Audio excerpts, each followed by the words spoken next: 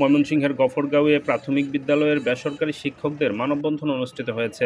গফরগাঁও উপজেলা শিক্ষা পরিবারের আয়োজনে মঙ্গলবার বেলা 12টায় গফরগাঁও প্রেস ক্লাবের সামনে এ মানববন্ধন অনুষ্ঠিত হয়।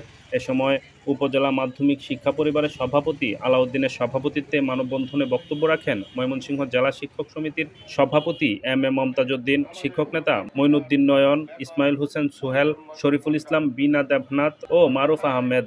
এ সময় বক্তারা বলেন, ঢাকাতে যে সমাবেশ হবে প্রত্যেকটি পদার্থ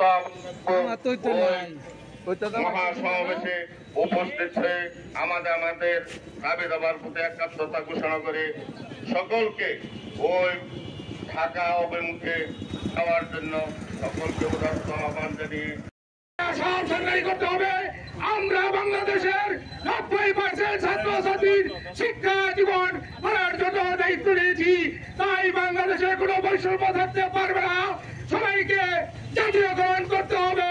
সমস্ত আজকের এই র্যালিতে অংশগ্রহণকারী বিভিন্ন শিক্ষা প্রতিষ্ঠান থেকে স্কুল, কলেজ, মাদ্রাসা, কারিগরি শাখার আগামী দিনে বাংলাদেশে সরকারি বেসরকারি দূর করার একটাই মাত্র দাবি, শিক্ষা ব্যবস্থা